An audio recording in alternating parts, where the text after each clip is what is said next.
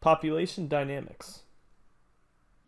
An ecosystem is all the interacting living, or biotic, and non-living, or abiotic, things in a physical area. Biotic factors, living parts of an ecosystem; abiotic factors, non-living parts of an ecosystem. Biotic elements of an ecosystem would include all organisms, prokaryotic or eukaryotic.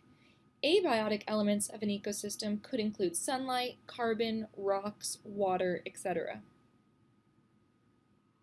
A population is a group of the same species living together in one area. The size of a population changes depending on biotic and abiotic factors and all interactions affecting that population. Consider the population size of lions in African grasslands.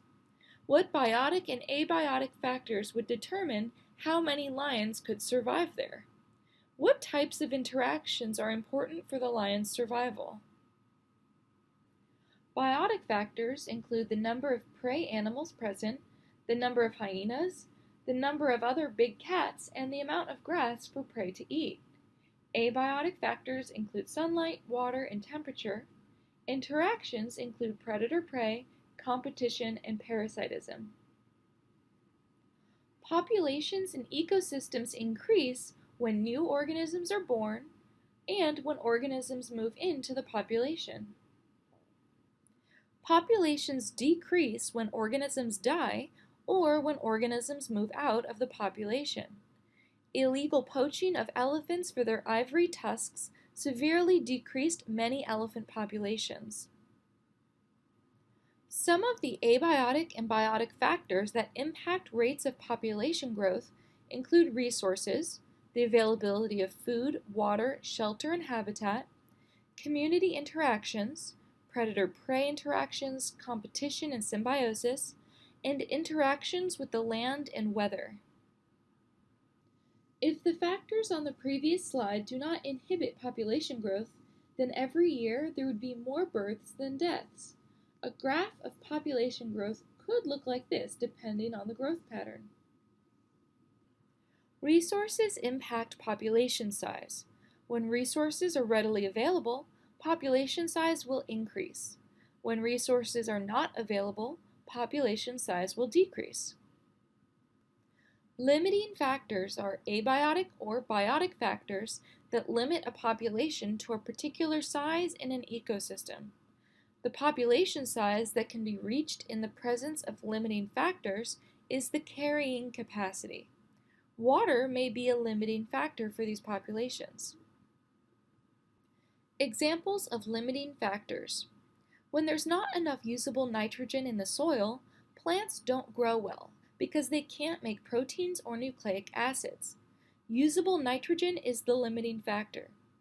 When there's a parasite in a fish population in a pond, the fish population cannot increase because so much of the fish's energy goes into fighting the parasite. The parasite is the limiting factor. When big cats and rabbits share the same ecosystem, they can each be the limiting factor for the other, because predation is the limiting factor for the rabbits and food is the limiting factor for the big cats.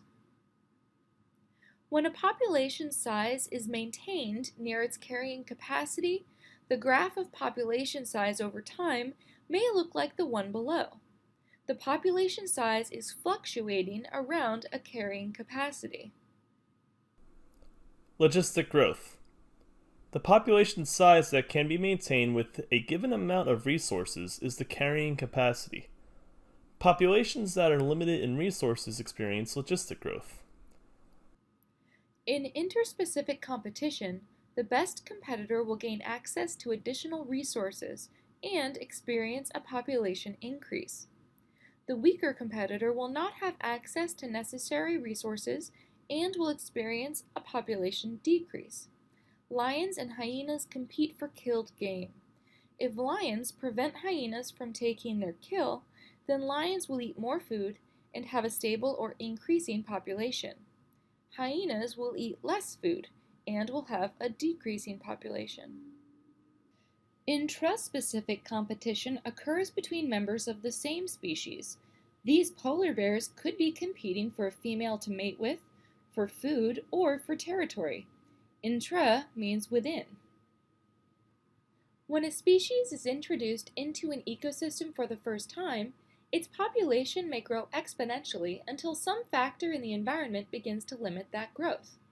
This diagram shows a population that grew exponentially when it was first introduced to the new ecosystem, and over time it reached its carrying capacity. If a species takes hold in a new ecosystem and competes for limited resources, then other populations in the ecosystem will decrease in population size and may even go extinct in that area. Other plant life and the herbivores that feed on them might not be able to survive in this new ecosystem.